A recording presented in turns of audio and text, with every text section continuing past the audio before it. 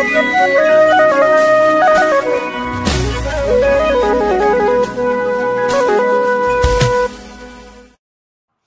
daawwattoota keenyaa deebineerra mariin keenya taayyeedha wajjin akkuma itti fufetti jira nu daawwadhaan affeerraa keenya. Taayyee filannoon waggaa 5 akka heera Itoophiyaa amma jiru kanaatti akka deebi'u nama hundatu beekaa heera irratti barreeffamee jira. Barri 2020 gaafa dhufu garuu filannoo gochuun hin ta'u kan jedhu sababa COVID-19 yookaan immoo dhukkuba daddarbaa yeroo sana addunyaa qabatee ture koronaa vaayirasii sababeeffachuudhaan ibsi ba'ee waggaa 5-6 ta'uu hin danda'a jedhamee namoonni seeraa affeeramanii televezyiinii irratti dubbatanii ragaa akka ba'an taasifamee boordiin filannoo raggaasisee waggaa tokkoon filannoon akka achi hiiqu taasifame kan miidiyaa irraa dhaga'ame bakkeetti kan dhaga'ame kanadha jechuu kooti. Hubannaa kee yeroo siinsi gaafadha. Biltsiginnaan maaliifituu filannoo dabarse jettee amanta? Yeroos ana akkuma siin jedhe waan odeeffannoon an qabu fi amantaan an gaafas qabu wanni hojjechaa jiru sirrumaa jedheen beeka. Wanni tokko ifa. Filannoon odoo gaafas godhame keessattuu amma KFO'n gara Arsii kanas deemee gara Harargee kanas deemee bakka biraallee booda karaan itti cufamee akka waan tokko hin taane godhamee jira.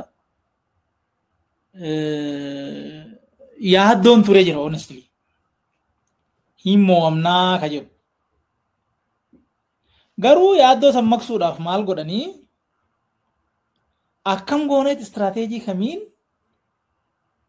filannoo dimokiraatawaa geggeessinee mo'uu dandeenyaa ka jedhu namoota amma maqaa dhahuun hin barbaachifne aga nama 5-6 tarsiimoo tolchaa jedhame. Waan kana anuu keessa jira. Waan kanarra yaannee baajata waan kana barbaachisus goonee filannoodhaaf qophaa'aa ture. Dhugum. So tarsiimoos waan adda addaa baafnee waan maallaqi dhangala'uu qabus dhangala'ee waan tokko wanni qophaa'ee jira jechuudha. Garuu COVID-19 kun gaafa dhufu dhuguma yaaddessa ture. Jechuun amma keessattuu biyya kanatti balaa guddaan geessisin malee biyyoota baay'ee keessatti namni baay'een lubbuunuu darbee jira.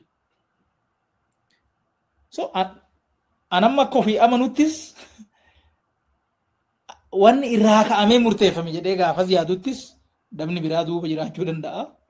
Nuyi filannoodhaaf sirrumatti waan adda addaa goonee qophaa'aa turre. So COVIDin dhufuuni biyyi kun infraastiraakcharii fayyaa hin qabu, maal hin qabu. Nama baay'eetu gaafa san miliineema daraashitti faa maal faa galaa ture namni. So amma danda'ame akka namni waliin geenye gochuun dirqamuma ture. So nikikki akkasii keessatti namni hin gaaga'ama. So gaaga'ama kana oolchuu fi heerri mootummaa hiikoon itti kennamuu qaba. Seerri immoo yoom hiikoon akka itti kennamu hin laalama. Tokko yoo ifan ta'ini lammaffaa immoo seera san akka jirutti raawwachiisuun absardiititti yoo nama geessa. Absardiiti means waan silaa heerri suni yookaan seerri suni achiif godhuuf hin barbaanne waan biraa waan faallaa ta'e fiduu oo barbaachisa. Seera wanni tumtuuf uummataaf akka toluuf wanni tumtuuf seeras. Waan san raawwachiisuun uummata irraa miidhaa gahaa ta'e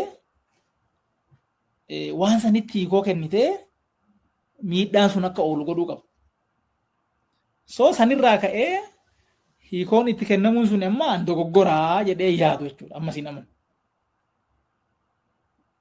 So COVIDin sun dhuguma yaaddodhe namana. akkaataan immoo hiikoon itti kennames yaa pirinsipilii seerarraa ka'ee gaafa laalu wanni sun dogoggoreedha yaani nama jechuudha. Ayyee. Sirruma hidhee tayyaadha. Baay'ee gaarii.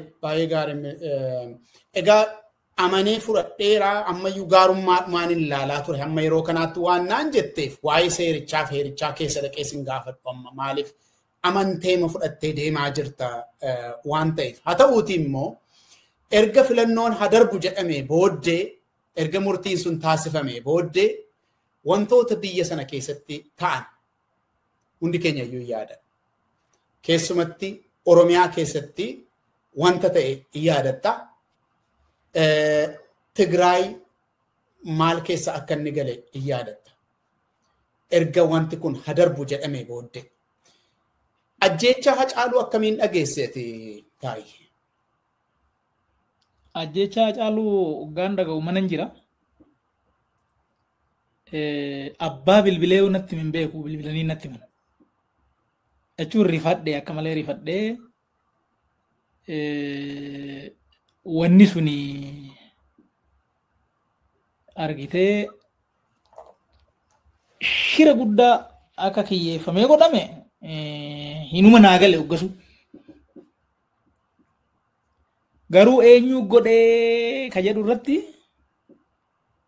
wanni gaafa yaannu fi wanni har'a yaannu wal dida. Wanni qorannoodhaan barbaachisu akkuma jiru ta'e.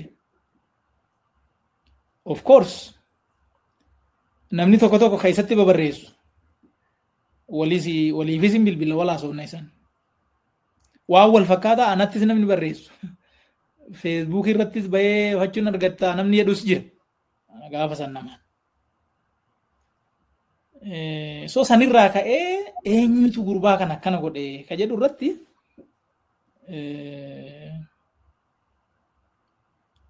gaafa san akkitti yaanne jira jechuudha. Gaafa san akkitti yaanne. Barii san immoo wanni ilaallu ajjeechaan isaa kuni eenyuuf maal fide gaafa itti ati ilaaltu abbaa kiyyeesse arguu dandeecha. Loojikii waan sitti. Kun kan boodarra hubatte moo yeroo sana? Alaaka ka boodarra malee boodarra bultee. Gaafas bar miira keessa jirta. Miira keessa jirta. Faaktiiwwan tokko tokkos qabdaa. Namni isatti dhaadachaa tures jira. Namni miiseejitti ergu jira. San quban qaba waliinis haasofnee beekna. So sanarraa kaatee namni waan kana godhe eenyu gaafa jettu bakka laaltu qabu. Achi booda garuu eenyutu achirraa maal buufate hoo jettu I don't think gaafas irraa wanni dimokiraasii jedhamu Oromiyaa keessatti akka malee miidhama. Quba qabaadhu. Duuba deebinee ilaaluu hin dandeenyu. Tokkummaan Oromoo gaafas akka malee miidhama. Hariiroon Oromoo fi sabaaf sablammiin biraa qabus tokko ka gaafa Jawaar marfameeti miidhaan xiqqoo tokko gaheera gaafasu. Akka malee hubaatii guddaan ka gahe garuu ka gaafa Hacaaluuti. Sabaaf sablammii wajjin hariiroo hin qabne hin miidhama. Sanirraa ka'ee immoo jeeqama san keessa namoonni siyaasaa gurguddaan hidhaa seenu. Imeejii san keessa jechuudha. So kuni boodatti qorannoon akkamitti qoratameet maaltu eenyutu an jedhu boodatti dhufu. Garuu akka gaafa duraa yaade sanii kallattiidhaan abbaa baluutii jedhee achi hin jiru jechuudha. Mamii baay'een qabu. So filannoodhaa wajjin wanni ati wal qabsiiftee amma kaaftuu guyyaa san aneemu koominikeetariidha. On the ground wanna hojjetamu hin beeku. Odeeffannoo nageenya irraan fudhaa, odeeffannoo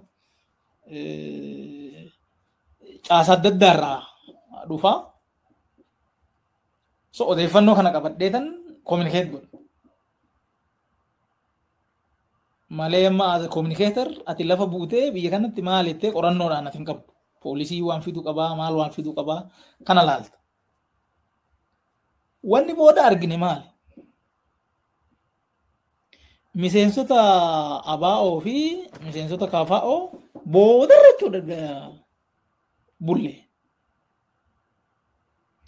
Ta'ee jedhamee jeeqama sanii wal qabsiifamee akka guuramanii hidhaman godhamaniiru. Wanni sun. So waajjirri baay'eenis gaafa san boodarra gaafa laallu cufame.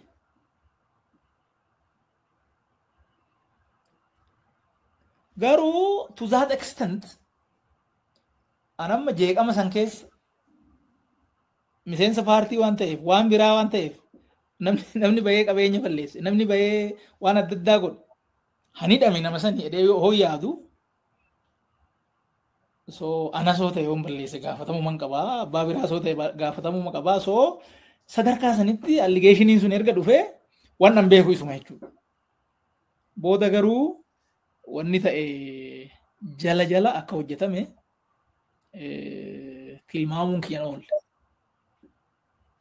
Ayyee waan an darbeesi gaafachuudhaaf ture ati iyyuu dubbatte Hacaaluun erga ajjeefame booddee sababa godhamee Hacaaluun mataan isaa awwaala ulfinaa akka dhabu taasifame hundi keenya kan yaadannu awwaala isaaf malu miti namni ordinariin tokko iyyuu awwaala inni awwaalamu miti kan Hacaaluun argate.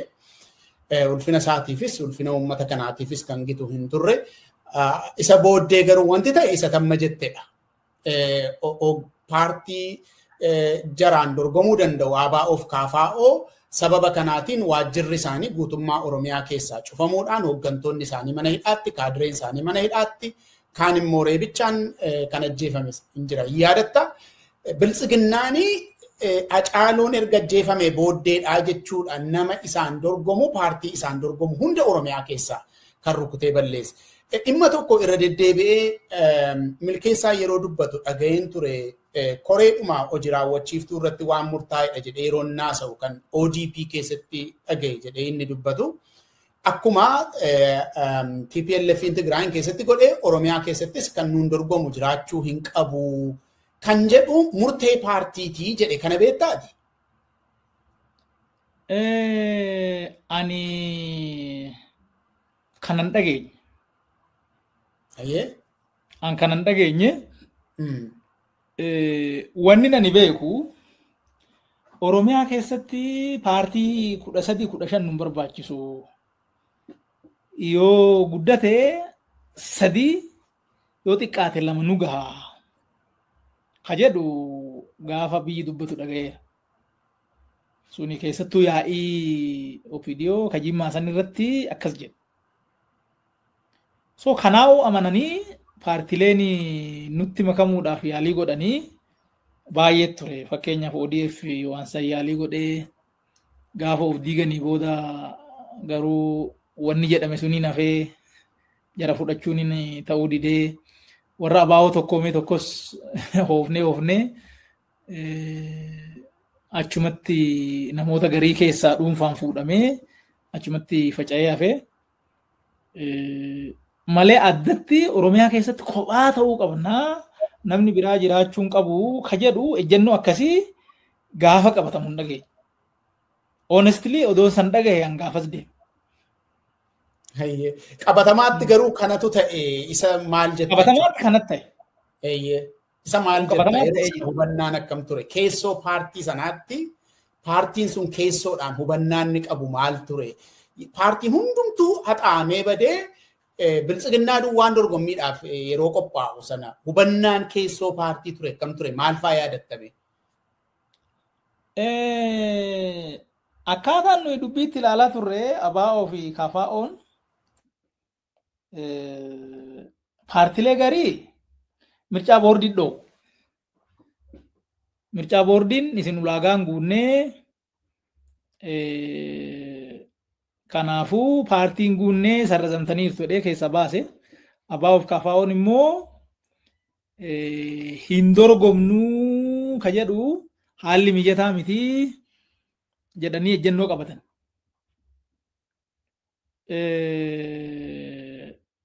akkaataan ani bakka hin jiru ta'ee ilaalaa turetti immoo argitee dorgommiin dhoowwan turre. Dorgommiin dhoowwan turre wanni booda argine akka jiru ta'ee jalatti miseensa maal rakkoon jalatti ture suni for us inni karaa nu beeknu ni miti. Karaa nu hin beekneen wanni godhamu jira. So jarri kunuu yookaan yaa'u warri alaatis warri immoo biyya alaa gaafa sannoo naashinaalizimii Itoophiyaa kanarra jirra. Filannoo kanan godhinaa ka jedhu warri dhiyaa kunis dhiibbaan akkasii turee jira. So jarri immoo TPLF deeggaruu TPLF immoo nuun diina inneeti yaada turre. Diraamaa namichi godhe jedhellee booda kana erga filannoo booda dhageenye nuti kiyyoo san kiyyeessellee hin jedhee nutti hime. So aga gaafa sanii jarri kuni TPLF nurratti fe'uuf yaalii godhaa jira. Abaa'uuf KFO'nis wanni isaan filannoo kana hirmaachuu didanii fi yookaan warruma dhiyaa kana abdataniiti yookaan immoo wayyaaneef tumsa gochuu isaaniiti. Ka jedhu yaada akkasiitti ture. Innaa amma Finfinnee keessatti faa namni bilisumaan dorgomee bakka biraas bilisumaan dorgomee so odoo dorgomanii gaaruma ture isaantu dhiise malee dirreen banaa ture ka jedhu amantaan ture. Dhiisuun immoo mirga isaaniiti akkasitti bahee ibsa kennaa ture. Waan san immoo I am not just wannoodhaaf miti paartiidhaaf loogee odoo hin ta'in waan amma odeeffannoo of biraa qabuun. Namni dorgomuu barbaade abbaan biraa dhufee dorgomee jira. So waan amma duratti naan jettu kanas kophaa malee namni biraa dhufuu hin qabu an jedhu kanaan hin qabu hin beeku. So sadarkaa sanitti yaada waan turee fi deemsi filannoo sanii outright wanni an argee fi wanni ani sirrii kana jedhee amanee qabachaa deemaa ture suni sirrumaa jedheettiin akkasitti deemee jechuudha. Akka dubbannaa yoo ta'e immoo waan sirni sun natti kennateen dubbadhaa hojiin koo isadhaa jette. Akkas. Gaaffii xumuraa waa'ee filannoo 2021 irratti egaa wanti hammi kun ta'ee uummata ati bakka buutee dhufte uummata ati qabsaa'uu fi barbaaddu Oromiyaan biltsiginnaadhaa alatti homaa bakka bu'iinsa hin qabu ture. Finfinnee keessatti illee namni tokko lama akkas waan tokko argateera. Naannoo Amaaraatti aabin baay'ee argateera. Ati immoo silarraa kaaftee yeroo iyyuu natti himtu kallattiin nu irra deemnu dogoggorri garaagaraayyuu haa jiraatu malee kallattii waliigalaa, kallattii demokiraasiitii, kallattii misoomaatii, kallattii walqixxummaatii, kallattii haqaatii kan jedhu abdadhee man deemaa ture jette. Gaafa biltsiginnaa malee homtuu dhabamu Oromiyaa keessaa siinii homtuu sitti hin dhaga'amne akkamitti yaadde? An dorgomuun barbaachisaadha jedheen amanaa ture. Wanni amanaa ture kafaa of baa'uun filannoo keessa ba'uun isaanii sirrii miti isaantu balleessee jedheen amanaa ture. Seenuu jedhanii seenuu irra ture. So yaada injifataa qabnaa odoo dhufanii muunaa jedheen amanaa ture dhufuu didanii. So jarri yaadan qabanii sodaatanii tafanii ka jedhu yaada ture jechuudha. Wanni immoo duratti sitti himee wanni miseensa isaaniitii irratti jalaan qunxuuxxaan jalaan godhamu wanni quban qabu. Dhuguman hin beekne. Malee wanni hin beekee jara kanarratti daba gochuu godhan qabu. Odeeffannoon ani qabuun jarri beekatuma didanii. Wanni didaniif immoo dorgomnee mo'amuurraa hin dhiifne jechuu nu wayya. Paartii kana hin dandeenyu. Jedhanii sadarkaa sanii yaadanii keessa hafanii ka jedhu yaadaa turan yeroo sanitti. Jechuun yaadni sun hin mo'ata. Jechuun dhuguma beeke dhuguma yaadni akkasii namni akkasitti qindeeffatee yaada qabatee dhufe hin jiru. So yaada kanaatis nuti irra wayya. Ka jedhu yaadaa ture. So kophaa dorgomuun akka hin miidhagne numan beeka. Haa ta'u immoo namni seenee dorgome. tokko anafaadha. Ani abbaa fedheefuu waan intarestii uummata kanaa dabarsee naman kennine namoonni biraas namoonni ani gaafa sabdachaa ture ka wajjin onnoo goone ka seenanii bakka qabatan jira. So abbaan dorgomuus jiraate dorgomuu baate so intarestii Oromoo hin eegna hin tiksina. Karaa jedhuun akkasumatti jira bakka dubbiin jal'ate jedhetti lakki kun hin ta'u ani bilisiginnaa dheedheen dhiibu. Bilisiginnaa ani uummatan bakka bu'ee achi jira. So wanni jenne suni akka jennetti yoo raawwatamuu baate kun fedhii uummata kiyyaatiif hin ta'u jedhee bakka kamittuu ulaa kamittuu qabsoo godhee jira. So hin ta'a ka jedhu akkasumatti yaadaa turre jechuudha. Morkataan jiraatee jiraatu baate ani morkataadhaan morkuufi miti.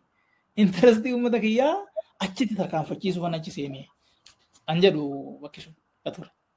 Ayyee waa'ee filannoo bara 2021 irratti gaaffii xumuraa.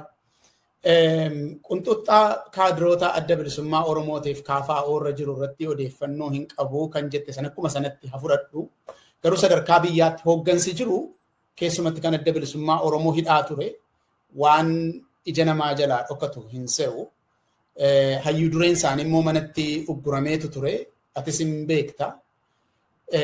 Isa hoo akkamitti ilaalta turte?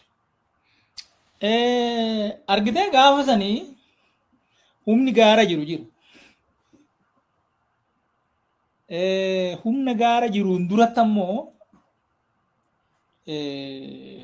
wanni haasa'amaa tures jira. Amma bara 2011 qawwee hiikkadhaa galaa qabsoo karaa nagaa godhaa jennaan Daawitiin eenyutu hiikkachiisaa immoo eenyutu immoo hiikkataa ka jedhu an dubbatan qaban. So asteechee gaafa ilaaltu egaa qaamni kee gartokkeen gaara jiraate egaati immoo as jiraatte hariiroo wayii jiraachuu hin danda'a. So mootummaan immoo warra karaa nagaa kana keessa jiru deebi'ee immoo warra qawweetii wajjin hariiroo qabaatan warra kana gaafachuun sirrumaa jedhee namani jechuudha. Anamma qabaachuu dhabuu isaanii security beeka qabu jedhame. So sirna kana erga itti amannee booda ofii dhaqee qulqulleessuu hin danda'u. Wanni security irraa wanni tikarraa poolisii irraa dhufu kuni jarri kun dhugumaa waan kanaa wajjin hariiroo qabu shakkamanii jiru. So manni murtii addaa baasu hidhamuun isaanii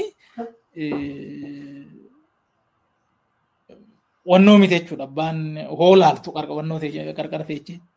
Wanni rakkoo maalinni obbo Daayoo Ibsaa marsanii akka manaan baane dhoowwuuni hoo balleesseedhaan qabanii hidhuun sirrii garuu manaan baheen jedhanii marsuun suni sirriin turre isa akkasitti nan laala. Hooggantoota adda bilisummaa Oromootis erga manni murtii isin bilisa jedhe booda waan kana fuudhanii dhaqanii burraayuu kaanii achi kaa'uun sirrii akka hin tahin nan amanaa. Wanni sun sirrii mitillee jedhee gaafa mootummaa keessa jirullee barreessee beeka jechuudha. Dubbadhees beeka. Sirrii miti. Gaafa Sibaata Naggaa gadhiiftanii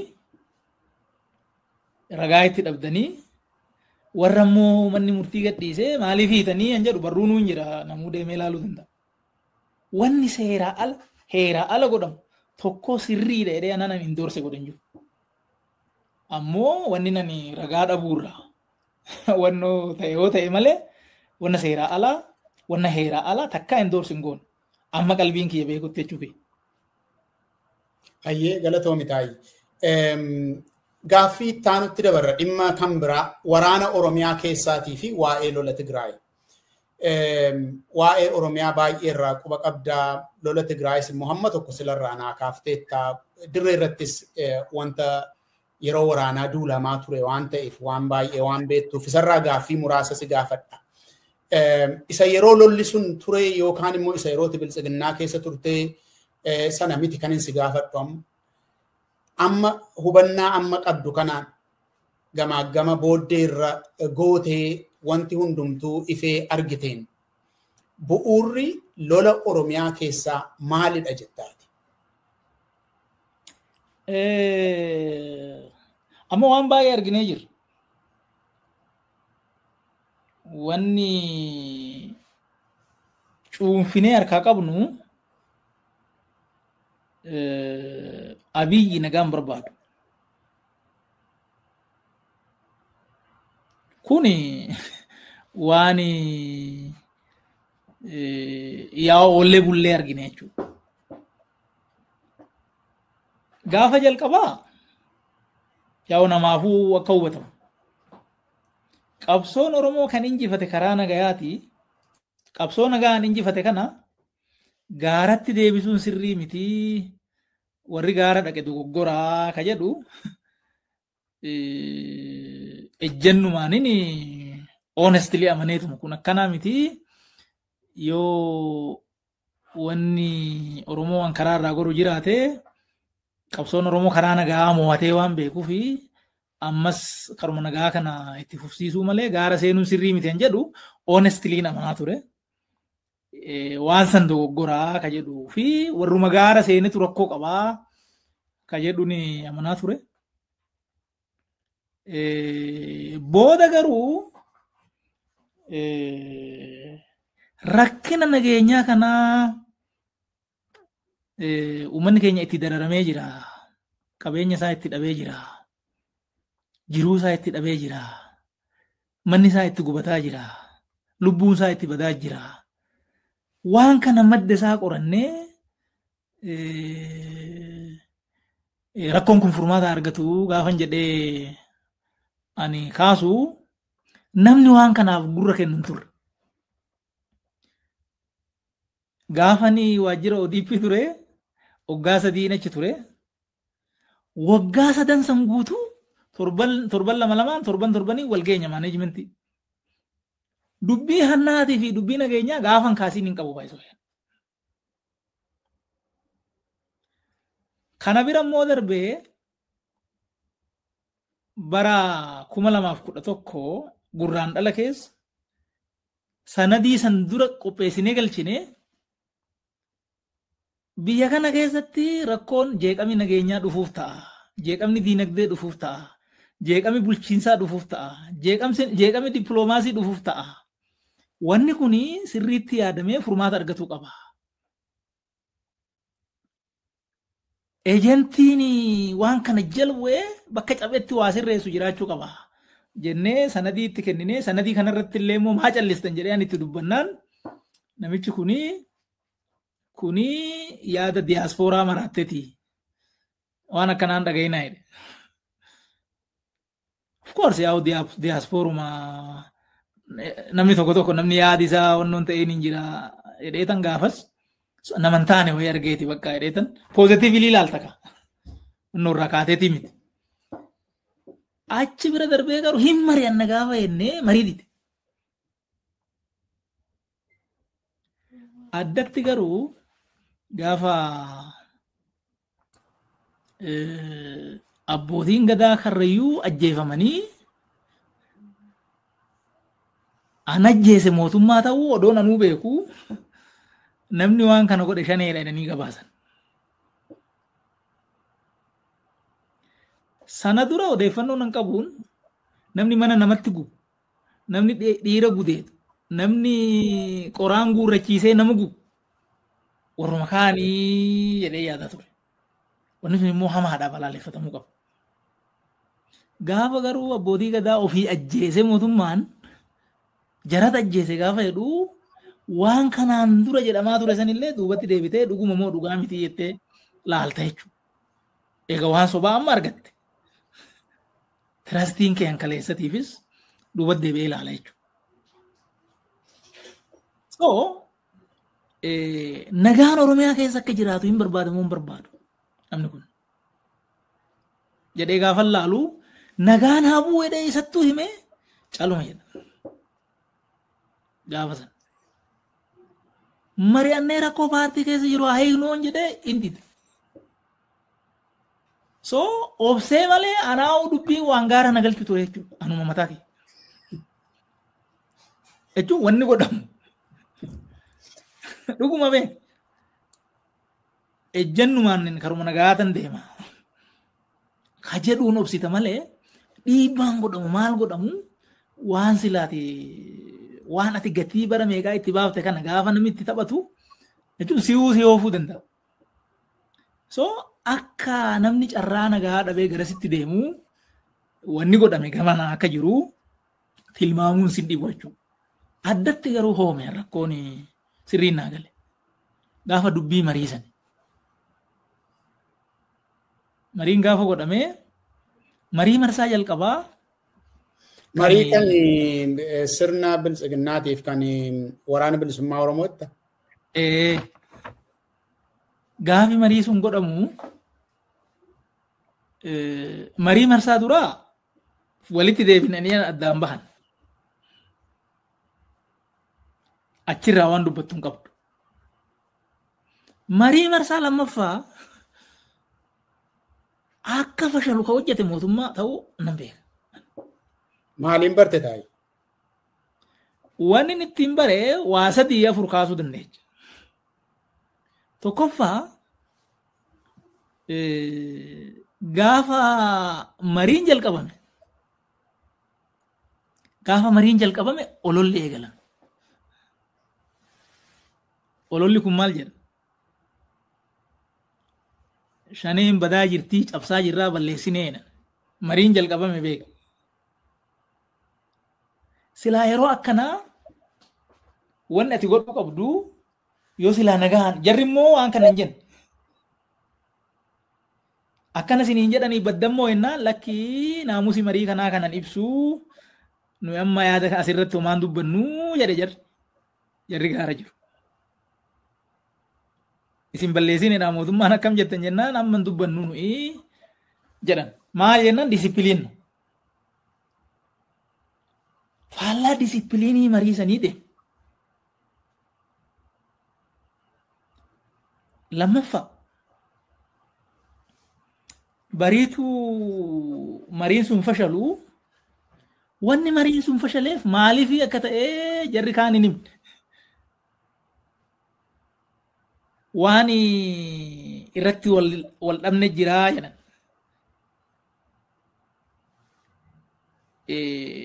Individually nama dhuunfaan ko'oopti nu godhuu malee akka silaa wannootitti hin mari'anneenna marii san didanii jedhan tanu. Jarri immoo maal jedhe? Gaafii erga deebi'ee bubbulee jarri kaasnaanii waliigaluun dadhabamee jedhan. Wanni immoo allakkaa'ee beeku gaafiin duraan deebi'ee badee jira. Gaafiin diinagdee, gaafiin lafaa anammaa wargitu kana beenyaa malee irraa si buqqisan. Hin jiru gaafiin lafaa. Kan amma Baaleetti argitu kana, ka Booranatti argine kana. Diida Yaaballootti. Irraa buqqisee si balleessee sumunii odoo sitti hin kennin deemisiin jedhe ka kooriidariin godhamaa jiru kan. Qabeenya keetirratti abbaa miteeti. Tokko gaafiin gaafa 1960 ture tokko kana hin jiru. Ka biraa dimokiraasii. Dimokiraasii nama biraatti dhiisiti anuu miseensi caffee miseensi paartii badhaadhinaa namni paartii kanatti gatii kaffalee gad dhaabe maayikii irra cufamee akkan dubbanne godhama. Bakka bu'aan uummata miliyoona 50. So dimokiraasiin hin jiru. Deebi'ee siin jedha garuu warri kun. Wanni eenyummaadhaan wal qabatu maaltu deebi'e? Gaafiin afaan eessa jira? Hin jiru. Oromoon akka Oromootitti kabaji isaa kaleessa warra irra wayi. Gaccabe. Aadaan Oromoo kabajamaan sun ka safuu qabu sun eenyummaan Oromoo har'a reeffi harreetti fe'amee ganda keessa deema. Ana dargitu. So gaafiin eenyummaa, gaafiin aadaa, gaafiin maaltu deebi'e? Inumaa'uu Oromoo waan inni hin ta'in akka ta'u godhamuutti jira. So gaafiin eenyummaatu rakkoodha. Gaafiin qabeenyatu rakkoodha. Gaafiin dimokiraasiitu rakkoodha. An deebi'ee hin jiru. So gaafin deebi'ee dhumee jira homaa wanni hanqate hin jiru jedhe jarri kun. Kana jechuun maal jechuudha eega gaafin deebi'e wanni jechuun hin jiru qabsoon hin jiru jechuudha beeku. Akkanammoo hin jedhamu. Ameerikaa keessattuu gaafin deebi'een dhumne asitti itti dhiisi. Inuma wal dorgomaa miti Dimokiraatii fi Riippaabilikaanii hin jira gaafin deebi'ee dhume hin jiru. So tokkoo ka biraa gaafa sanii warri gaara jiru argitee kutannoo nagaa saniitiif jecha namni riphee lolaa hoogganu kan mootummaan balleessuuf barbaadu nagaa sanii jecha qilleensa mootummaa keessatti xayyaara yaabbatee nagaan bahuu fi bahuu dhabuu isaa odoo hin beekin bakka nageenya araaraa dubbii marii jedhan san deemu.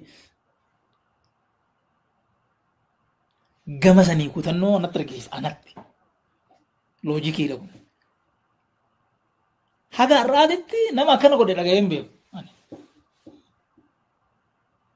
Maybe an Geetachoo fa'aa Saarqaan fa'aa akkamitti akka ta'e hin beeku. Akkamitti akka bahan. Of course isaan natsaa mareetii qabu. Lafa wannoo qabu. Guutuutti qilleensi bakka sanitti to'atamaa miti. Lafas mootummaan wannoon qabu ta'uu danda'a. Ka biraa ka arfaffaa maali? Jarri kun mariin annan beeka. Eenyu wajjin marii didan? Nama ganaa isaanan garagarcheedhee qawwee kaasetti dhiisate. Jaran hin jigdanii, hin kuftanii, hin kufnaa akkanatti hin ta'uu koota hin mari'annaa nama jedhu nama akka kiyyaafa. Ka intarestii biraan qabu. Garuu uummatuma kanaa waan tolu haa goonu. Aangoo keessanitti ani dharraatti na jemu. Akka kanatti deemuun garuu isiniif isin tolu uummannis immoo achi keessa miidhamu jira. Lakki gatteenyee mariidhaan sirreessinaa gaafan jedhee an gaafadhu. Namni waan kanaaf gurran kennin nama biraa nama qawwee itti kaasee wajjin genuinely mari'atee rakkoo furaa ka jedhu waan yaadamuu miti. So kanarraa ka'eeti namni dubbisan waraanni Oromiyaa keessaa akka hin dhaabbanne akka itti fufu akka ergaramni uummataa kun itti fufiinsaan deemu barbaadu namichuma kana. Of course amma namni milishaa gara gandaa hooggansa gara gadaan gaafa laaltu inni nu hirriiban qabu ofiifuu rakkoo irra jira. Gara siin sodaata yoommoo waan kana lakkii ka jedhu ta'e waan nyaatu immoo hin qabu gamana ammoo gubbaarraa ammoo hin sodaata. Akka daabboo difoosanii gubbaarraanis jalaanis rakkoo kee jira baay'ee. So warruma gubbaarra jiru nama muraasa kanatu addatti immoo namichumatu waan kana hoofa malee waraana Oromiyaa irraa namni biraa nama waan dhimma qabu natti fakkaatu namni biraa waan barbaadu se'u. Hayyee galatoomi taa'ii.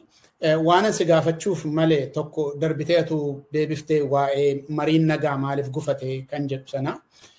Garuu baroota darban 6-7 keessatti waan nuyis atis namni hundumtuu Oromiyaa keessatti ajjabe tokko irratti yaada keessa gaafadha. Yeroo baay'ee lola jedhamu kana keessatti kan miidhamu lammiilee nagaadha taa'ii akkuma argite nama nagaatu ajjeefamaa, nama nagaatu manni irratti gubamaa, nama nagaatu buqqaafamaa.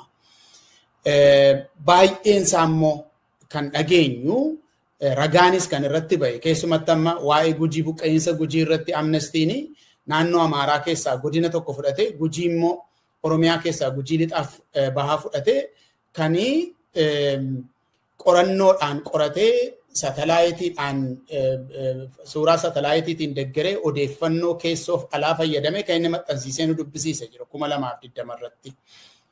Sirnumti kun loltuu bobbaasee akka inni uummata buqqisee jechuudha lafarraa.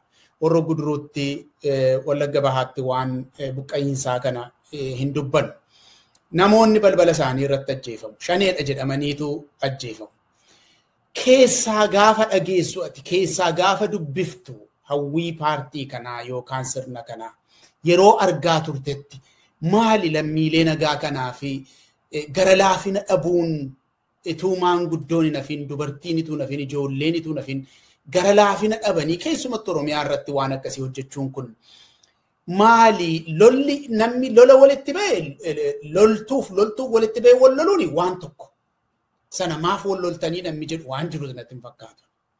Lola gidduutti lolli taasifamuu yoo lammiilee nagaarra waan tokko ga'e gaari nama mana keessaa fuutee rashanuun nama karaarra deemu qabdee ajjeesuun hidhaadhaa fuutee nama ajjeesuun abbootii gadaa irra deddeebitee kaafteetta lafa isaan jiranitti marsanii qabanii rashanuun maali wanta akkasii taayee maal dubbiftee ati paartii sana keessaa hawwii paartii sana keessa yeroo turte ilaalcha keessa sana ture maal argite taayee ati namuma nagaarratti xiyyeeffachuun kun maaliif? Waan kana gaafi milikkita isaa agarre bubbulle.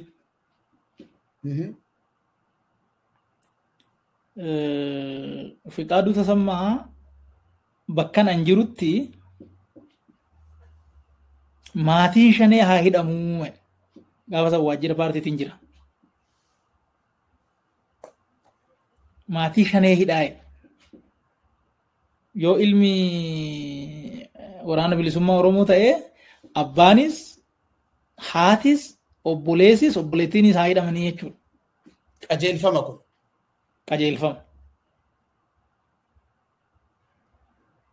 Awwaan kana mormeera maali wanna akkanaa akkamitti yakka kiyyaaf obboleessi kiyya akkamitti gaafatamaa yakka kiyyaaf ilmi kiyya akkamitti gaafatamaa yookaan abbaan kiyya akkamitti gaafatamaa wanna akkanaa biyya kam jira ka jedhu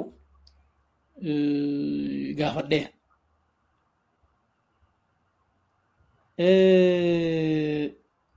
Bara 2012 natti fakkaata odoo koovidiin hin dhufin sababuma waraana bilisummaa Oromoo kanaan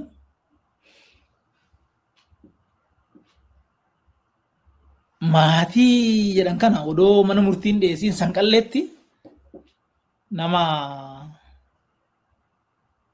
lakkoofsi isaa guddaa gara nama 5,600 dhiyaatu. Maatii ani maatii waanuma obboleessa taateef waanuma dhirsi wannoo ta'eef niitiin waan akkanaa kun hidhamee ture achitti makaraa meeqa arganii booda gadhiifaman. Yeroo sanitti namni waan kana balleessu jiru warruma naannoo irra jiru malee namichi gara mataa jiru waan kanarra harkan qabu ka jedhu ni yaadatu. Hagani bara 2014 argee walii wajjin dubbadhee akka namichi kun naatoo Oromoo takka of biraan qabne hagan argutti jalumatti waa babbadaa malee isa balleessaa quban qabu. So maal inni wanni siviilii irratti raawwatamu kuni hidhaan kuni ajjechaan kuni yoo jettee gaafattu tokko qajeelfamaan gabbu'e namni qajeelfama buuse immoo bara 2015 nama shaneedhaan shakkitanii hiitanii wajjin hin rakkatinaati hafuura dhokfadhaa ajjeesaa gaafa inni jedhee kallattii kennu saadasa 2015 ofiifan dhagaye koree giddu galeessa irratti namichi waan duratti sii kaase san. Waliigalatti garuu kaayyoo waan kanaa maalinni ati kaayoo feete foo gaara seentu ati nama tokko taatee yoo gaara seente namni qe'eetti si hafu firrii nama 5 6 10 ta'uu danda'a. Kana hundumarra rakkoon gaa jettee hoo yaaddu fi yoo boru deemuu ka yaaddu ta'e namni waan kana sodaatee gara kan akka hin dhandhe. Ana qofa miti maatii kiyya guutuu baduu deemaa kanaafuu bakka anatti haafuu akka namni jedhu yaada akkasii qabaachuurraa ta'uu mala. Kanaaf jedhamee namni hin jiru yoo tilmaamtee ilaaltu garuu atiin namni waggaa 40 shaffaxxeedhaaf abbaan kee namni waggaa 90 kan hidhamee dararamu ta'e haati ta'e kan waggaa 70 hidhaadhaa baafamtee karaa shanamtu taate maqaa keetiin kuni argitee nama sodaachisanii suukkanneessanii gara san akka namni wannoon taane gochuu ta'uu danda'a. Waliigalatti garuu ilaaltu maal inni kun yakka waraanaati.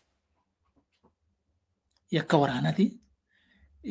Sanyii balleessuudhaan illee waan wal qabatee ka'uu danda'u jechuudha. Bakka biraatitti amma sanyii balleessuu jedhamee naannoo Tigraay wal qabatee ka'aa ture jira. Sanyii balleessuun kanarra caalu hin jiru. Badii kiyyatti yoo ilmi kiyya du'e, badii kiyyatti yoo haati kiyya duute, badii kiyyatti yoo durbii firri eessumni kanaan dararamu ta'e, wanni kun yakka sanyii balleessuuti jechuudha. Yakki kun hammam jabaadha ka jedhu Oromoon akka uummataatittis hayyoonni immoo addatti waan kana laaluun waan irra jiru jechuudha. Yeroo tokko immoo qurxummii balleessuu fi bishaan gogsuun barbaachisaadha jedhamee kallattiin illee kennameera laayivii dubbatamee jira. So wanni kun bakka keessa socho'u. An ammas qabsoo humnaa akkan deeggarre sittan hima. Qabsoo humnaa wanni dhiibee achi si geessu nageessu yeroo baay'ee ture garuu hin ta'u jedheetu itti dhiisee rakkachaatu asumatti hafe. Qabsoo humnaa an ittiin jiru. Haa ta'u immoo warri silaa wal waraanu seera waraanaa eegee wal waraanuu irra jira. Seera waraanaatiin ala akkaataa yakka sanyii balleessaa of keessaa qabuun akkaataa yakka waraanaa qabuun wanni godhamu kuni waan hamaadha waan nama gaafachiisuu illee qabu kun akkana jechuufi. Ayyee taayee galatoomii gaaffii tokko waa'ee Tigraay si gaafadheetanii waan biraatti darbaa waa'ee dhuma waraanaa kana laalchisee waa'ee Tigraay sila kaafteetta walgayii lafa kaadireen 2500 walitti qabametti dhufee waan nutti ne qabaa jette san dhaga'ee sun waan haaraadha an takkaa waan akkasii dhaga'ee hin beeku miidiyaa irratti sin himamne achi keessa sin jirru waan ta'eef dhageenyee hin beeknu kun wanta baay'ee nama dhibudha. Garuu lolli sun maal akka inni ta'e in yaadatta akkaataa inni itti jalqabames keessa teessee keessoo sirna sanaa teessee argiteetta waan baay'ee taajjabdeetta qabeenya bobbaasuu irratti humna namaa bobbaasuu irratti maal takka hojjetamaa ture achi jiraattee argiteetta. Amma gaafa achi deebitee ilaaltu wal dhabdeen giddu galeessarra humna jiru kanaa fi Tigraayin gidduu jiru sababiinsaa wal dimshaashatti ta'us hamma tokko hin beekama. Haa ta'uutii garuu hawaasni addunyaa waan galmeessee ol kaa'ee qaba waa'ee lola Tigraay irratti. Tokkoffaa ethnic cleansing wanti jedhamu taasifameera. Jaarmiyaan tokko immoo genocideedha jedhee gurmuu abbootii seeraa tokko waliin qabee dookumentii maxxansee baaseetu jira. Dhumaatiin iddoo sanatti ta'ee waan hiriyaa qabu hin fakkaatu lola biyya sana keessatti ta'e irraan lakkoofsaanii fi baay'inaanii akaakuudhaanis isiin jechuu gooti. Inni Oromiyaa keessaa akkuma jirutti ta'e. Amma gaafa dugda duubatti deebitee ilaaltu. Abbummaadhaan waraana kana kan barbaade gama lamaanuu keessaa tokko abaluudha jechuu dandeessaa? Anamma gaafa dura waraanni kun eegalu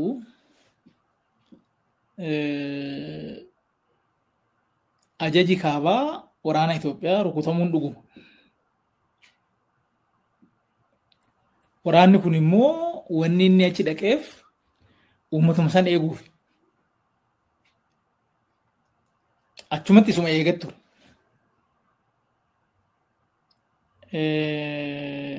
So achiin dura wanni deemaa ture jira. TPLF'n meeshaan achi keessa akka sossoonee dhoowwa ture. meeshaa waraanaa gurguddan. Ajaja kaabaa sanitti illee nama jijjiirreennaan nama jijjiirinaallee jedhee dhoowwee ture. Waan kan kana gaafa qabattee ilaaltu TPLF'n yookaan Hawwaat waan hin malle waan gochaa ture hin argita. Maal jennaan waraana kan ajaju naannoo odoon ta'inii biyyata ajajaa yoo meeshaa sossoosuu barbaadeen sossoosaa yoo ajaja jijjiiruu barbaadeen jijjiiraa hin ta'uu ka jedhu suni akkasitti ilaala. So haga namichi dhufee waan kana nu godhe jedhutti yakka saniif abbaan TPLF. TPLF'n biyya irratti yakka raawwatee jira. So yakka akkasii immoo gaafa humna waraanaa biyyaatti irratti raawwatamee olaantummaan seeraa kabajamuu qaba. Han jedhu kuni anaaf sirruma jechuudha. Gaafa san. Waan kana nutu shiraan godhe gaafa jedhe booda egaa abbaan ana jedhe waan atuu gootu hin jiru jechuudha. Ana godhee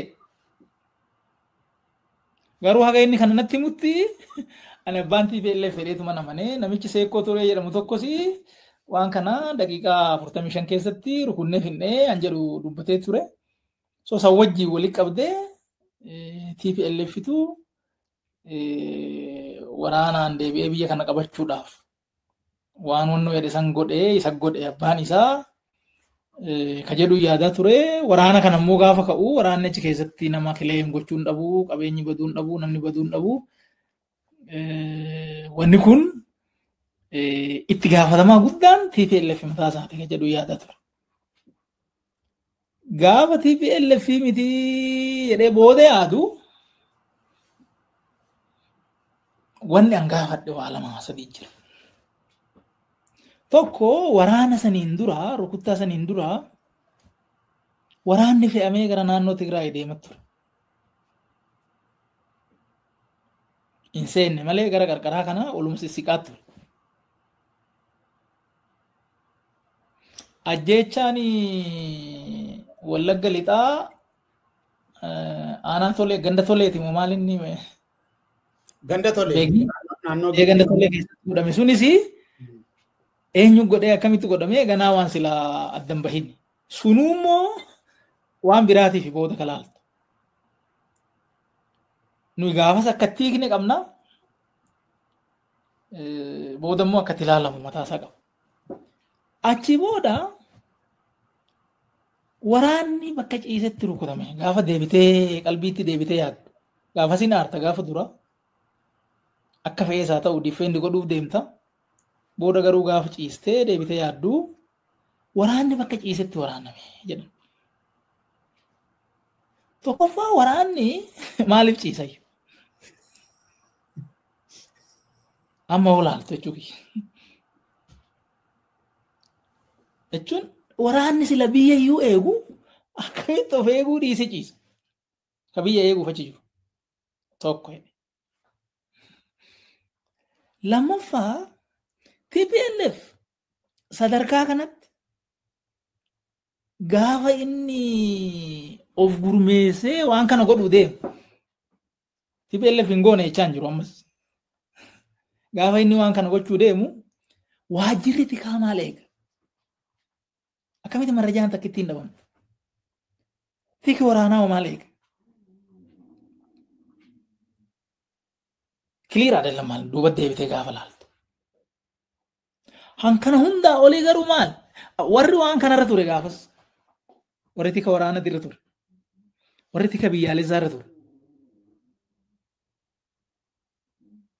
Maaliif ittiin gaafatamin yakkan mana ga'u kana maal maangoo gadhiisanii hin bahin oo gaafatamullee baatan. Argitee waraanni Israa'el gaafas warri gaafa Hamaas dhaqee rukute kan namni gaafas achirra ture riizaayin godhee bahee jira. maaliif rakkina isaatiin wanni kun seenee an jedhu jechuudha. So gaafa wanni kun ta'u namoonni gaafa san bakka silaa murteessa turan bakkuma jijjiiratan malee waa takka hin taane. Hundaa ol garuu namichi dhufee nu godhee wanni gooneef immoo kanaafi jara caasaa keessaa balleessuu fi jedhee ofii nutti hime bakka nama 2,500 taanee jirrutti. So kanaafuu amma abbaan isaa jennee lafa kaa'uu hin dandeenya jechuu kiyya. Gaaffii xumuraa waa'ee waraanaa irratti. Erga Abiy Ahmed dhufee waajjira muummicha ministeeraa seeneetii wanti biyya sana keessaa itti fufiinsaan raawwataa jiru propagandaan kan biraa ta'e itti fufiinsaan itti addan citiin kan raawwataa jiru waraana. Yeroo inni dhufee waraanatu ture. Oromiyaatti eegalee Tigraayitti darbee amma immoo Amaaraa amma immoo kan biraatu immoo kajeelamaa jira. Taayee waraanniif Abiy waliif maaliif maali?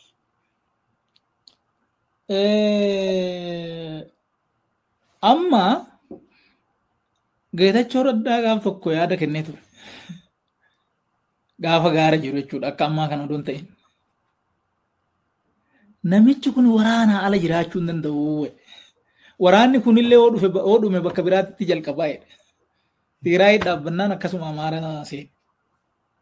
Amma immoo Eertiraa wajjinis wanni yaadamu jira. Piroojeektii guddaan inni qabu waraana. Waan kana akka taphaa fakkeessee gaafa tokko dubbatee ture. Biyya kana keessa dargaggeessa hojii hin qabne baay'ee jira. Waggaa 20 odoo waraana addaan hin kutin itti fufiinsaan geggeessuun hin danda'ama jedhee ture. I think waanuma san raawwachaa jira natti fakkaata. Namichi kun waraanni amma dhiyoo kana waa wayii barreesseen ture. Waraanni kun qabeenya nyaata. Biliyoonaan. Waraanni kun lubbuu namaa nyaata. Waraanni kun yaaddoo uumee investimentiin akka biyya kana dhufne godhu. Turizimiin akka hin taane godhu. So waraanni kun nama biyya kana keessa jiru nama jechuun nama socho'u nama shufeeriin yaaddoo qabaa hin butamaa imaluu hin dandeechuu qonnaan bulaa yoo taate mana sirra gubataa inni hidhamtaa inni ajjeefamtaa akka argitu suni ooruu sirra gubataa jiraataa magaalaa yoo taate sababa kanaan jiruu si mi'aa sochiin shaqaxaa sochiin namaa waan dhiphatuuf even oomishnuu hin xiqqaata waan ta'eef gabayaan hin mi'aa namni waan kanaan hin miidhamne hin jiru. Namni biyya kanaa hunduu miidhamu jira. Okay, mootummaan ani filameera jedhu waan sadarkaa kanatti biyyaa fi uummata kisaaraaf saaxilu kana maaliif gara dhaabuu dhiisee tokkorraa tokkotti ceesisee oofaa? Ka jedhu kana gaafata barruun sun. Ammatti yoo naa galu namni kun yoo nagaan dhufee hin tasgabbaa hin dhaggeeffata. Oo dhaggeeffate gaafii diinagdee kaasaa. Gaafii siyaasaa kaasaa. Yoo waraanni kun hin jirre waan jettee hiitu hin qabdu. Yoo waraanni kun hin jirre waan jettee burjaajessitu hin qabdu. Gaafii immoo deebisuu hin dandeechuu. Yookaan rakkoo ga'umsaati. Beesikali rakkoo ga'umsaati jedhee namanaa.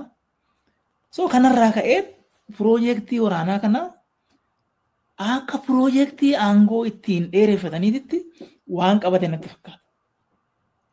Waan kana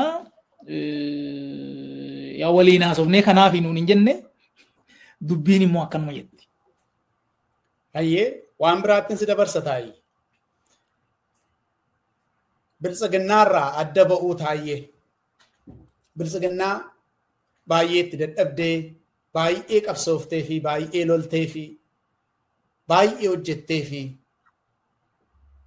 Oromootti beeksiftee ijoolleen Oromoo akka isaan hubatan gootee Oromoo gara kanatti fiddee namoota biltsiginnaa Oromiyaa keessa gadhaaban keessaa adda durummaadhaan kan tocho'u tokko taayyeedhaan jedhee waan ani dhiites natti hin fakkaatu yoon dogoggore na sirreessita.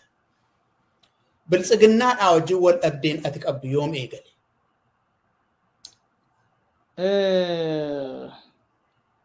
Akka atuu jette fi akka duraan dubbachaa dhufne waan dubbatamee fi waan barreeffamerraa ammayyuu yaanni suni dogoggora yaanni kun biyya kanaan tolu ka jedhu natti hin dhufne ammayyuu akka yaadaa jechuudha. Biltsiginnaan sagantaan inni barreeffate qajeeltoon inni lafa godhate bakka sanitti rakkoodha ka jedhu turre hin jiru ammas. Ammayyuu seeraan waliin hiikne ganaadha mana murtii onnoo jira dubbiin gara mircaa boordii dhannee jira. Agaddaan baanu ganaa. Wanni rakkina ta'e maali? Wanni jenne kun akka jennetti raawwachuu dhabuu isaatiitu rakko. Waan kanarratti yoom wal dhabne ifatti wal dhabi ka jalqabee yaa'u san dura tureera gaafa 2012 gaafa maatiin shanee haa hidhamu gaafa jedhamu shaneen haa hidhamu dhugaadha sirriidha inni nuwoo qabameera shanamuu qabu garuu hidhamuun egaa seera cabsee deemee warri waraanaa jedhamee yoo qabamee hidhamuu qaba seera cabseera kanarraa kan hafe garuu maatii namaatitti bu'amuu qabu ka jedhu ejjennoon turee jira wal dhabi jirachi. Lammaffaa rakkoo keessoo keenyaa haa gamaggabnuu nageenyi rakkoodha hanni rakkoodha addatti wanni kun lamaan paartii kanas hin balleessaa uummata immoo akka malee hubuu jira ka jedhu yaada nan kaasaa kun hin dhagahamu.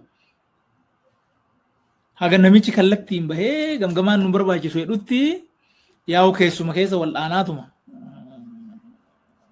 deemuu ture riizarveeshiniin jira jira. Wanni ifatti wal dhabi mul'ate hoomii 2013 eebla keessa eebla or caamsadha filannoo dura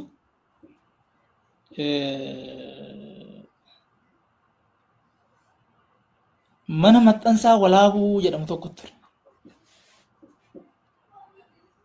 Shimallis gaafas isa eebbisiisuu dhaqee ani nan hafe hin dhanne anis yaamameen ture. Akka malee faarfame wanni sun waan guddaa misiraaqa Afrikaa maalii jedhamee faarfame. Achirratti waa barreesse maalan jedhee barreesse piroojeektii haaraa ijaaranii eebbisiisuun gaaruma. Garuu immoo waan kanaan dura ijaarree eebbisiisne eessa ga'e ka jedhu immoo gaafachuu barbaachisaa barruudha wanni kun. Fakkeenyaaf wanni gadaa baasin eessa jira? Odaa baasin eessa jira? Keenya bibereejin eessa jira?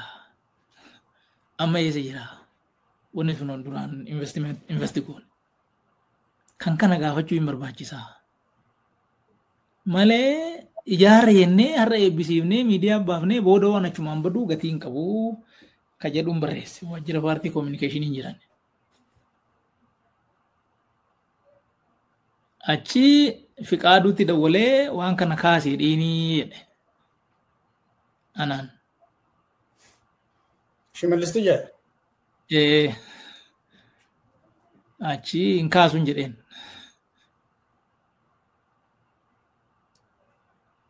So wal dhabe tokko asii jalqaba.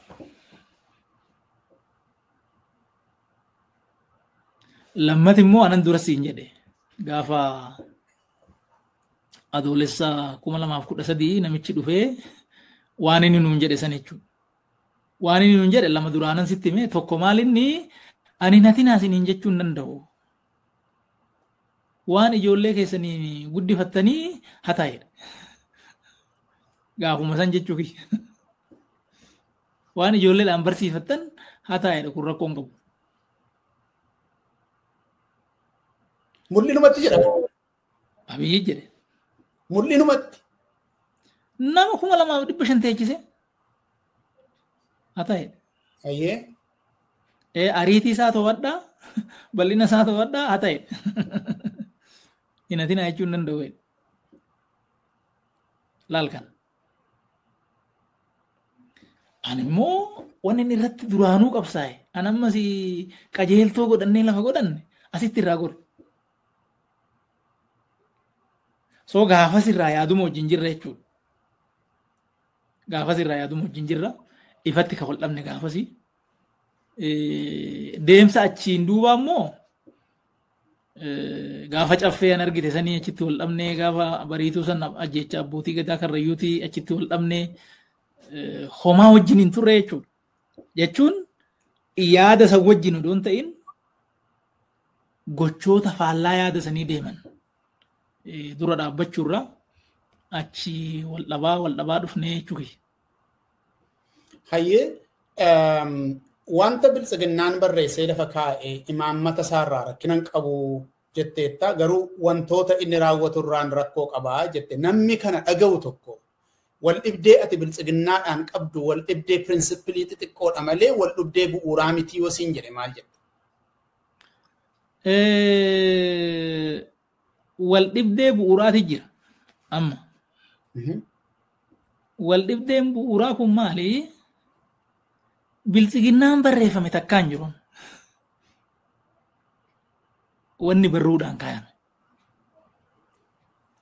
Wanni suni PR'dhaaf barreeffame malee neecharii amma gurmuun maafiyaan gubbaa taa'ee ittiin deemu kuni waan barreeffame san takkaa of keessan qabu.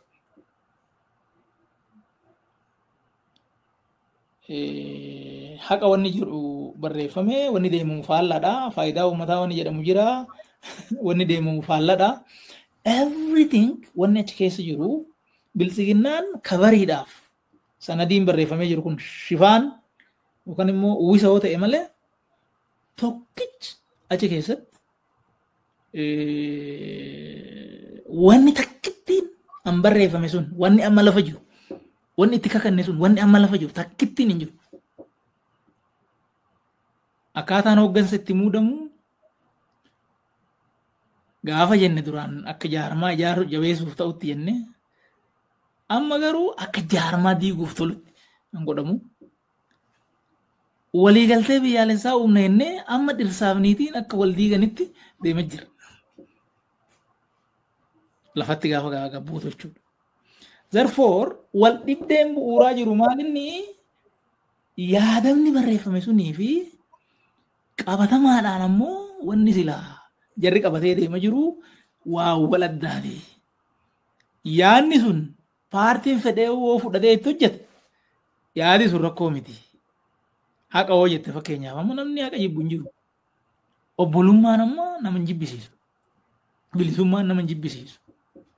Sabdaneessummaan anis si kabajee atis na kabajee waliin jiraachuun kun nama hin jibbisiisu. Kun garuu hin jiru achi keessa. Wanni fakkeessaadha. Ittiin bulinnaan dhoowwadha jedhamee wanni immoo barbaadamuyyuu an miliyoona an bitamuyyuu faaruu sobaati. Ana margi miliyoona. Yaada mo'ataa yaada falmii jennee amma wanni waa hunda waraanarra sodaatamu yaada. So kana olaaltu bakki itti wal dinne asitti wanni kun immoo waan bu'uurati. Falaasama wal faana turre malee wanni nuyi jennee wanni isaan achi keessa jiranii fi wanni ani se'ee achi jiru wanni waan adda addaati. Wanni barreeffame kun takkaan jiru jechuudha. Ayyee taayee waan kan biraan si gaafadha. Biltsiginnaarraa yeroo adda baatu callistee miti kan adda baate ifatti dubbatteetu hoogganaa paartii kanaa kan ta'e abbaa paartii kanaa kan ta'e maqaa itti kenniteetu nama akkasiiti jettee mormitee rejektii gooteetu adda baate. Kuni aadaa siyaasaa biyya sanaa keessatti waan barame miti taa'e. Bara biltsiginnaa keessa namni gaafa keessaa ba'uu barbaadu rakkoo fayyaafaa himateetu afaan qabatee gara manaa gala. Weel namoota akkasii akka tamma jette hanni achi keessatti hojimaata waan ta'eef hannas waan hataniif rakkoo baay'ee baatanii deemuu akkuma salphaatti isaaniin fuudhanii mana hidhaa gashee rakkina keessa ragaa irratti waan qabaniif waan garaagaraa irratti fiduu jechuu dandeessa. Garuu namootumti kana hin qabneyyuu gadi ba'anii nama aangoo raawwachiiftummaa olaanaa biyya sanaa qabu fuulleetti ati kanadha jedhee mormuun rejectii gochuun yeroo inni aangoorra jirutti hin baramne isin jechuu kooti. Keessumatti bara Abiyyi kana keessa kun lubbuu namaa balleessuu akka inni danda'u. Yoo baay'ee garaa namaa laafan immoo akka sirratti raawwatan mana hidhaa nama geessuu akka inni danda'u kan beekamudha isin jechuu kooti. Bara Ihaadeegis wanta akkasiin godhamu. Nagaasoon waan akkasii fuulleetti illee akka kana yoo hoogganaadhaan jechuu baate mormee waan garaagaraa godhee televezyiiniitti hin ba'in malee gara aangoorraa kaafamuutti deemeera. Hamma kana hammaataa miti malee. Bara Dargii silaa kan beekamu morma namarraa kuchisiisa.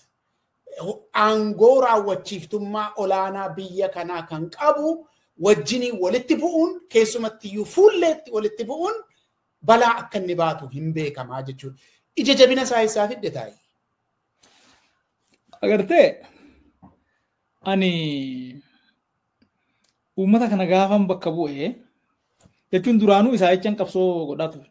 Honestly, homaa wannoo miti. Gaafa gaara seenuuf kaan illee ajjeefamuu nuun jira. Ajjeefnee duunannee akkasitti gaara baane san dhuguma baane baay'isuu.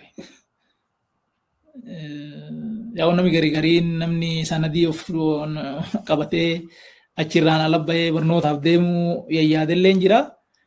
Anaaf bakka qabsoo goonee uummata kana darbuu qabaa. Uummanni kun bilisummaaf qanniitti fulla'uu qabaa. Achi keessatti hangatiin ani baasu jiraannaan odoon ija na xaawwatiin hin baasaa hidheetan kan akkasumatti seene. Dhuguma seene.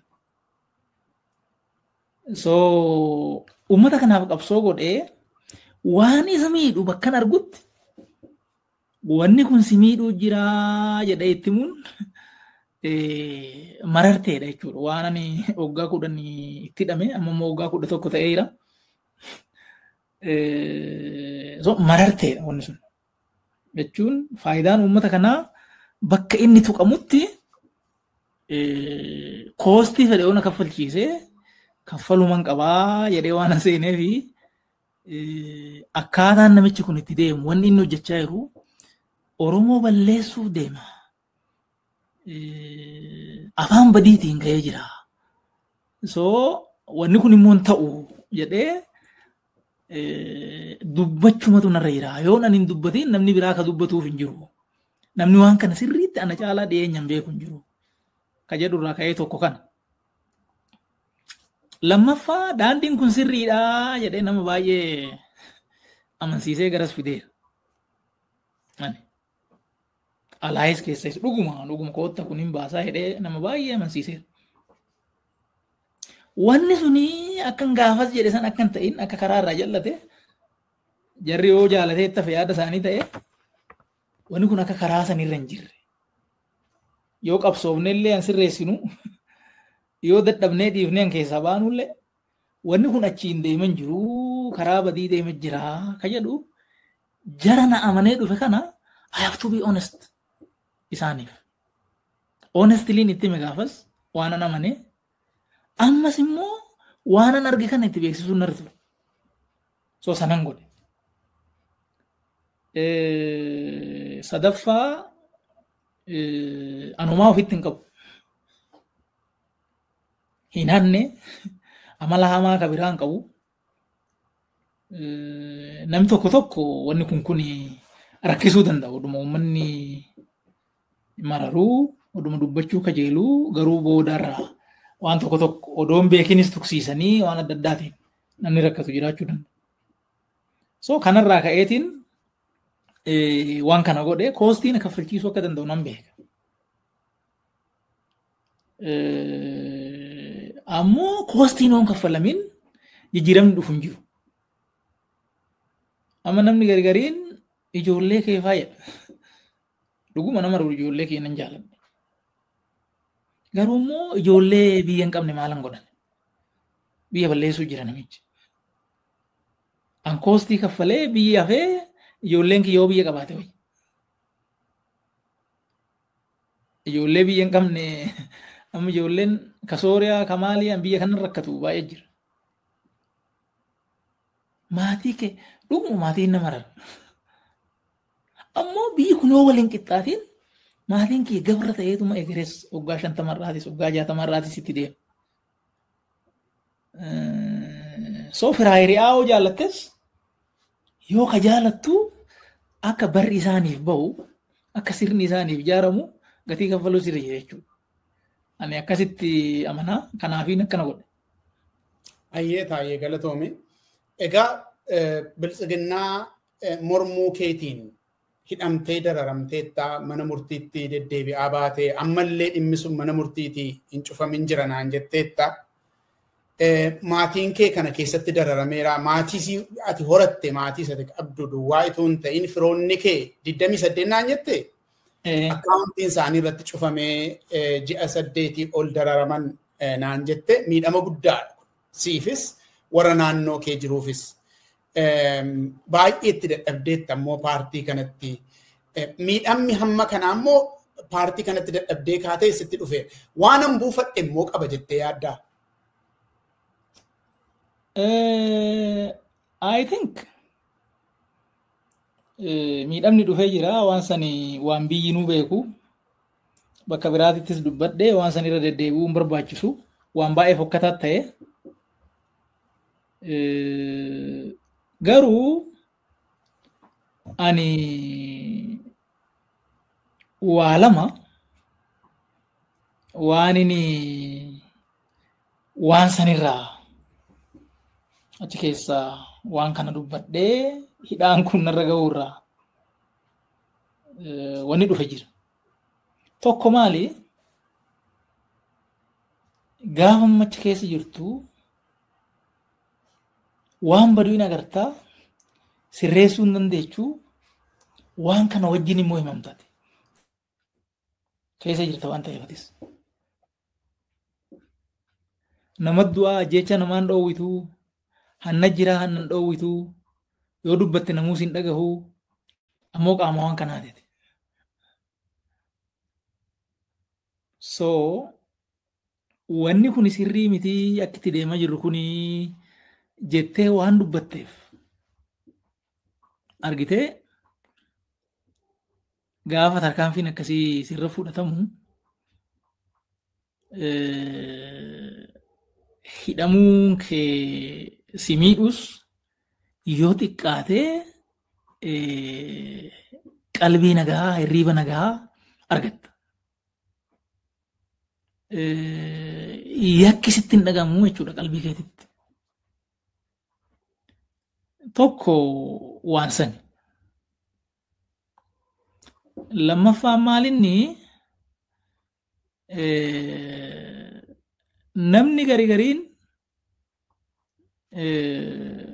gaafa nanni achi keessa taa'ee dubbadhu fakkeessoo fi beekaa jedheedhaniini malee qabatamaatti wal dhabeetii miti.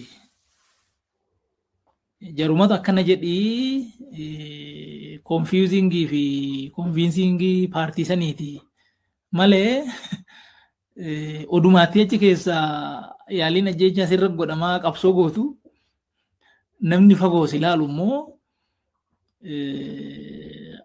beekaa diraamaa taphachuu jira siin jedha. Gaafa wanni sun akkasitti booldi ta'ee wal diddaan akkasii gaafa dhufu bakki ati jirtu hin hubatama jechuudha nama biratti. Akka yakka san keessaa ati qooda hin qabne wanna wallaalatti duraan goote wanna odoo hin hubatiin sii ta'e keessa bu'ate hosi gaafachiises ka borutti gaafatamtu. Waan biraa ta'ee garuu erga sii gale lakkii jechuun kee kun nama birattis integriitii ati qabaattuu fi waan sii addeessu qaba jechuudha. Kana biratti uummanni keenya argitee wanni ani irratti hidhame Oromoo waliin ajjeesinii jennaan angurraa nagaas namni kun. Oromoo waliin ajjeesiin jechuun yakka akka ta'e uummanni keenya hin hubatee dheeyyaadha. Yakka sanuu ka du'aan si adabsiisu. Keeyyata 251 nabbananii keeyyati kun du'aan nama adabsiisa. Maal jennaan lakkii walajjeechaa kanaa humnaa ol walajjeefnee jirraa kanarraa wal fixnaa. Hingaa walajjeechaan kun haa dhaabbatu hin jedhe waan biraan jenne. Akkam kana jettaa eega kana jette baduu qabdaa. Ammoo nama Oromoo miliyoona 2 buqqisee fi nama 10,000 ajjeese immoo hidhaa baasee abdiilee fa'aa asitti mana masaraa fakkaatu keessatti eegumsa godhee fi biraa qabu. So namni Oromoo ajjeesu hin kabajamaa. Haqi Oromoo ittiin nagadamaa. Oromoo waliin ajjeesiin jechuun immoo namni akkas jedhe immoo yakka du'aatiin himatamaa jechuudha. Kun uummata Oromootiif waan akeeku guddaa qabu.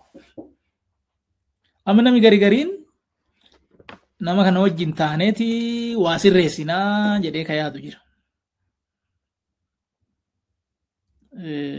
Warra abbaa baluu lolaa jira, warra akkanaati, warra achi bulguun baddaa dhufee jira, gammoojjii dhufee jira, isa wajjin isa jala sassaabamnee ofirraa dhoowwinaa namni jedhu jira. Bulguu guddaan Oromoon akka lafarraa badu hojjechuu jiru isa. Kun immoo bakka biraa dhaquun qabdu jechuudha. Fakkeenya anu. Angaafan lola faarsaa ture jira baay'ee. Natti fakkaate.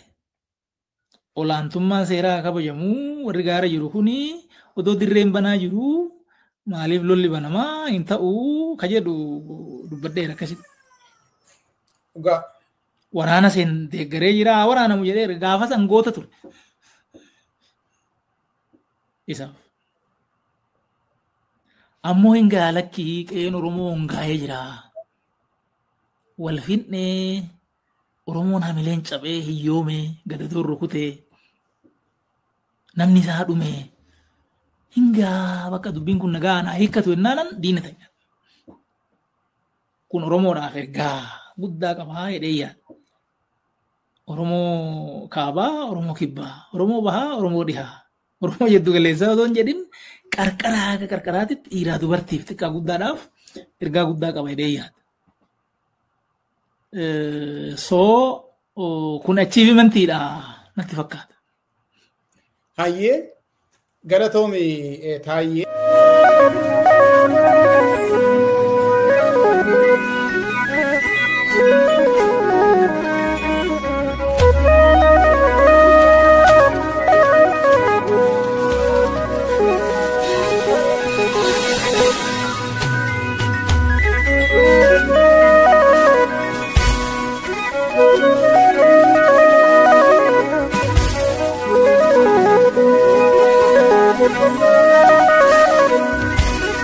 Thank you.